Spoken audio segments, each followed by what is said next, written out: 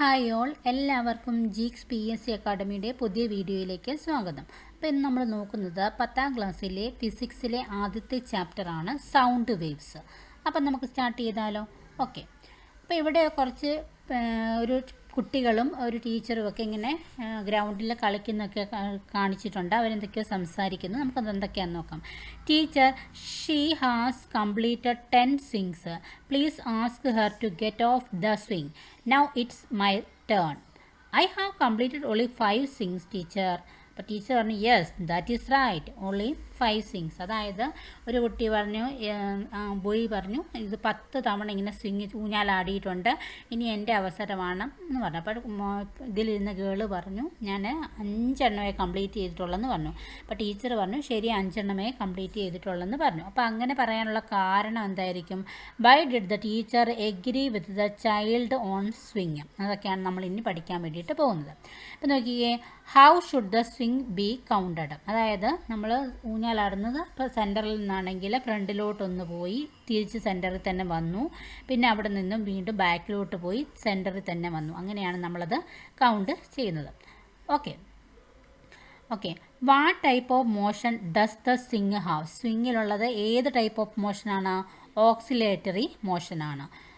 Okay. Next പറയുന്നത്, observe the diagram showing the motion of the swing. ഇപ്പോൾ നോക്കിക്കുക, ഇവിടെ കൊടുത്തിട്ടുണ്ട് സെൻറ്ററിലുള്ള പോയിൻ്റ് OA, സൈഡിൽ A, ക്യാപിറ്റൽ Aയും Bയും കൊടുത്തിട്ടുണ്ട്, ഇങ്ങോട്ടുള്ള ദൂരവും സ്മോൾ ലെറ്റർ A കൊണ്ട് കൊടുത്തിട്ടുണ്ട്.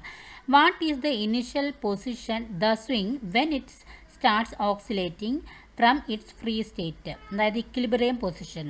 ഒരു സ്വിങ് അതിൻ്റെ ഇനിഷ്യൽ പൊസിഷനിൽ എവിടെ ആയിരിക്കും? സെൻറ്ററിലായിരിക്കും അല്ലേ? അവിടെ നിന്നും ഓക്സിലേഷൻ സ്റ്റാർട്ട് ചെയ്യുമ്പോൾ ആ ഫ്രീ സ്റ്റേറ്റിലുള്ള പൊസിഷൻ ഏതെന്നാണ് ചോദിച്ചിരിക്കുന്നത്. ഏതാണ്? A ആണോ, O ആണോ, B ആണോ?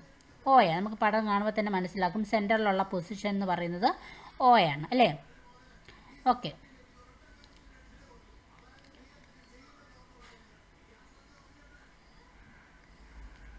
ഇതിനേതായിരുന്നു? ഓക്സിലേറ്ററി മോഷൻ അല്ലേ? Okay. Oscillation is a periodic motion in which an object moves to and fro at a regular interval of time about its equilibrium position. Oscillation എന്ന് പറഞ്ഞാൽ അതൊരു periodic മോഷനാണ്. അതായത് ഒരു ഒബ്ജക്റ്റ് ടു ആൻഡ് ഫ്രോ, മുമ്പിലോട്ടും ബാക്കിലോട്ടും move ചെയ്യുന്നതിന് പറയുന്ന പേരാണ് ടു ആൻഡ് ഫ്രോ മോഷൻ എന്ന് പറയുന്നത്. അപ്പോൾ അത് ഒരു റെഗുലർ ഇൻ്റർവൽ ഓഫ് ടൈമിൽ ടു ആൻഡ് ഫ്രോ മോഷനിൽ ഇങ്ങനെ മുമ്പോട്ടും പിൻപോട്ടും പോകുന്നതിനെയാണ് നമ്മൾ ഓക്സിലേഷൻ എന്ന് പറയുന്നത്. സെൻറ്ററിലായിരുന്നു, പിന്നെ അത് കുറച്ച് നേരം ഫ്രണ്ടോട്ട് പോകുന്നു, തിരിച്ച് വരുന്നു, സെൻറ്റർ പൊസിഷൻ വരുന്നു, ബാക്കോട്ട് പോകുന്നു, തിരിച്ച് വരുന്നു. ഓക്കെ, അതാണ് oscillation. Oscillation is A periodic motion in which an object moves to and ഫ്രോ at A regular interval of time about it's equilibrium position. അപ്പോൾ അത് നല്ല രീതിയിൽ പഠിക്കുക കേട്ടോ, അത് നമുക്ക് ആവശ്യമുള്ള. അപ്പോൾ ആ ഡെഫിനിഷൻ നിങ്ങൾ മറക്കാതെ പഠിക്കണം. ഇനി അടുത്തത്, in the figure what is the maximum displacement to one side from the equilibrium position? അതായത് ഇക്വിലിബ്രിയം പൊസിഷൻ എന്ന് പറഞ്ഞാൽ സെൻറ്ററാണ്, അതിൽ നിന്ന് ഒരു സൈഡിലേക്ക് പോകുന്ന ആ ഒരു മാക്സിമം ഡിസ്റ്റൻസ് ഏതെന്നാണ് ചോദിച്ചിരിക്കുന്നത്. ഏതാണ് കാണിച്ചിരിക്കുന്നത്? A ആണല്ലേ? 2A അല്ല, A/2 അല്ല, A ആണ്. ഒരു സൈഡിലോട്ട് പോകുന്നത് മാക്സിമം പൊസിഷൻ A ആണ്. The magnitude of maximum displacement to one side from its equilibrium position is amplitude. The symbol of amplitude is A ആണ്. The SI unit of amplitude is meter. അതായത് നമ്മൾ പറഞ്ഞു അതിൻ്റെ സെൻട്രലായിട്ടുള്ള പൊസിഷനിൽ നിന്നും ഒരു സൈഡിലേക്ക് പോകുന്നു, അതാണ് അതിൻ്റെ ഒരു മാക്സിമം ദൂരം. അതിന് പറയുന്ന പേരാണ് amplitude. The magnitude of maximum displacement to one side from its equilibrium position. ഒരു സൈഡിലോട്ട് പോയിട്ട് അതിൻ്റെ ഇക്വിലിബ്രിയം പൊസിഷനിൽ വരുന്നത്, അതാണ് അതിൻ്റെ മാക്സിമം ഡിസ്പ്ലേസ്മെൻറ്റ്, ആ സഞ്ചരിക്കുന്ന ആ ഒരു ദൂരം. അതിന് പറയുന്ന പേരാണ് ആംപ്ലിറ്റ്യൂഡ്. ആംപ്ലിറ്റ്യൂഡ് എൻ്റെ സിമ്പൽ A ആണ്. SI യൂണിറ്റ് എന്ന് പറഞ്ഞാൽ മീറ്റർ ആണ്.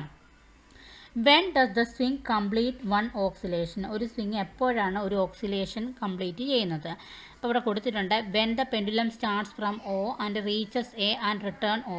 ഒരു പെൻഡുലം അതിൻ്റെ സെൻറ്ററായ Oയിൽ നിന്നും സ്റ്റാർട്ട് ചെയ്ത് Aയിൽ പോകുന്നു, തിരിച്ച് Aയിൽ വരെ വരുമ്പോഴാണ് ഒരു ഓക്സിലേഷൻ എന്ന് പറയുന്നത്. അടുത്ത ഓപ്ഷനിൽ പറയുന്നു, when the pendulum starts from O reaches A and then B and back to. അതായത് ഒരു ഓയിൽ നിന്ന് സ്റ്റാർട്ട് ചെയ്തിട്ട് എയിലേക്ക് പോകുന്നു, തിരിച്ച് ഓയിലോട്ട് വരുന്നു, പിന്നെ ബാക്ക് ഇയിലോട്ട് പോകുന്നു, ബിയിലോട്ട് പോകുന്നു, പിന്നെ തിരിച്ച് വരുന്നു. അപ്പോഴാണ് ഒരു ഓക്സിലേഷൻ സ്റ്റാർട്ട് ചെയ്യുന്നത്. അതാണ് അതിൻ്റെ കറക്റ്റായിട്ടുള്ള ആൻസർ അല്ലേ.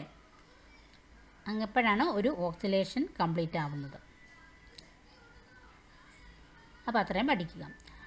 A swing completes one oscillation when the pendulum starts from O and goes to both side and then return. ഒരു സ്വിങ്, ഒരു ഊഞ്ഞാലിൽ കംപ്ലീറ്റ് ചെയ്യുന്നത് എപ്പോഴാണ്? Oscillation when the pendulum swing complete one oscillation when the pendulum start ഓയിലോട്ട് പോകുന്നു, പിന്നെ തിരിച്ച് വരുന്നു. അങ്ങനെയാണ് പെൻഡുലം ആയാലും സ്വിങ് ആയാലും ഒരു ഓക്സിലേഷൻ കംപ്ലീറ്റ് ചെയ്യുന്നത്. An oscillation is completed when the body return to its initial position in the same direction from where. അതായത് എവിടെയാണോ ഒരു ഓക്സിലേഷൻ കംപ്ലീറ്റ് ആവുന്നത്, ഒരു ബോഡി എപ്പോഴാണോ അതിൻ്റെ ഇനിഷ്യൽ പൊസിഷനിൽ നിന്നും സെയിം ഡയറക്ഷനിൽ പോയിട്ട് തിരിച്ച് വരുന്നു, അപ്പോൾ എവിടെയാണോ സ്റ്റാർട്ട് ചെയ്ത് അവിടെ തന്നെ തിരിച്ച് വരണം. അത്രേ ഉള്ളൂ. അത്ര ഓർത്തിരുന്നാൽ മതി അവിടെ. Okay. What could be the reason that the number of oscillation counted by a child might waiting for his turn to swing and the child on his swing were different? രണ്ടുപേരും കൗണ്ട് ചെയ്തതിൽ വ്യത്യാസം വന്നു. അതിന് കാരണം എന്തെന്നാണ് ചോദിച്ചിരിക്കുന്നത്. കാരണം എന്താണ്? ഒരു കുട്ടി ഒരു സൈഡിലോട്ട് പോകുന്നത് എണ്ണി, പിന്നെ തിരിച്ച് വരുന്നു എണ്ണി, പിന്നെ അല്ലേ, അങ്ങനെ രണ്ട് സൈഡിലോട്ട് പോയിട്ട് വരുമ്പോഴേ അത് കംപ്ലീറ്റ് ആകുമെന്നുള്ളതല്ല കൗണ്ട് ചെയ്തത്. അതുകൊണ്ടാണ് വന്നത്.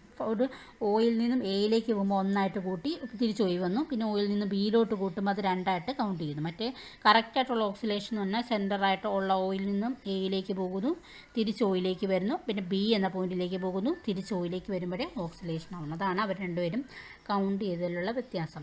ഗീവ് മോർ എക്സാമ്പിൾസ് ഓഫ് ഓക്സിലറി മോഷൻ. ഓക്സിലറി മോഷന് നമുക്ക് വേറെ എന്ത് മോഷൻ പറയാം? ഇപ്പോൾ സിമ്പിൾ പെൻഡുലത്തിൻ്റെ പറയാം അല്ലേ, സ്വിങ്ങിൻ്റേത് പറയാം. അതുപോലെ തന്നെ നമ്മുടെ കാറിൻ്റെ വൈപ്പിൻ്റെയൊക്കെ മോഷൻ അല്ലേ, അതൊരു ഓക്സിലേറ്ററി മോഷനാണ്. അതിങ്ങനെ മൂവിങ് ഇങ്ങനെ പോകുന്നു, തിരിച്ചു വരുന്നു അല്ലേ, അപ്പോൾ അതൊരു ഓക്സിലേറ്ററി മോഷനാണ്. Have you ever noticed how many oscillation the pendulum in a clock complete for time change of 1 minute? ഒരു മിനിറ്റിൽ എത്ര ഓക്സിലേഷൻസാണ് പെൻഡുലം ക്ലോക്കിൽ നടക്കുന്നത് നിങ്ങൾ നോക്കിയിട്ടുണ്ടോ എന്നാണ് ചോദിച്ചിരിക്കുന്നത്. അപ്പോൾ if a pendulum take 1 minute to complete 30, ഒരു മിനിറ്റ് ഒരു 30 ഓക്സിലേഷൻ നടക്കാൻ വേണ്ടിയിട്ട് 1 മിനിറ്റാണ് പെൻഡുലം എടുക്കുന്നതെങ്കിൽ how long does it take to complete 1 oscillation? അങ്ങനെയാണെങ്കിൽ ഒരു ഓക്സിലേഷൻ നടക്കാൻ എത്ര സമയം എടുക്കുന്നു? ഇവിടെ കൊടുത്തിട്ടുണ്ട് ടൈം ഫോർ 30 ഓക്സിലേഷൻ. 30 ഓക്സിലേഷൻ നടക്കാൻ വേണ്ടിയിട്ട് 1 മിനിറ്റ് എടുക്കുന്നു. അത് 1 മിനിറ്റ് എന്ന് പറഞ്ഞാൽ 60 സെക്കൻഡാണ്. അപ്പോൾ ടൈം ഫോർ 1 ഓക്സിലേഷൻ, ഒരു ഓക്സിലേഷന് 60 സെക്കൻഡ് ബൈ 30 ചെയ്യുമ്പോൾ 2 സെക്കൻഡ് എന്ന് നമുക്ക് കിട്ടുന്നു. ഇനി ഈ ബോക്സിലെ നോക്കാം. ഈ നിയർലി പെൻഡുലം ക്ലോക്ക്, അതായത് grand father's clock pendulum seconds pendulum of the length 99.35 centimetre ആണ് was used. It was made of an alloy called invar. അതായത് നമ്മുടെ മുത്തച്ഛന്മാരുടെ ഗ്രാൻഡ് പേരൻസിൻ്റെ സമയത്ത് ഉദ്ദേശിച്ച പെൻഡുലം ക്ലോക്കിൻ്റെ ഇതിൻ്റെ ആ ഒരു നീളം എന്ന് പറയുന്നത് 99.35 സെൻറ്റിമീറ്റർ ആണ്. അതിനുപയോഗിച്ചിരിക്കുന്നത്, നിർമ്മിച്ചിരിക്കുന്ന അലോയി ഇൻവാർ കൊണ്ടാണ് നിർമ്മിച്ചിരിക്കുന്നത്. അത്രയും ക്ലിയർ ആയല്ലോ. ഇനി the time taken for 1 oscillation is called a period and its simple T. SI unit of period is second. അതായത് ഒരു ഓക്സിലേഷൻ കംപ്ലീറ്റ് ചെയ്യാൻ എടുക്കുന്ന സമയത്തിനെയാണ് പീരിയഡ് എന്ന് പറയുന്നത്. അത് ഡിനോട്ട് ചെയ്യുന്ന അക്ഷരം ടി ആണ്, ക്യാപിറ്റൽ ടി ആണ്. SI യൂണിറ്റ് ഓഫ് പീരിയഡ് എന്ന് പറഞ്ഞാൽ സെക്കൻഡ് ആണ്. അടുത്തൊരു ക്വസ്റ്റ്യൻ കൊടുത്തിട്ടുണ്ട്.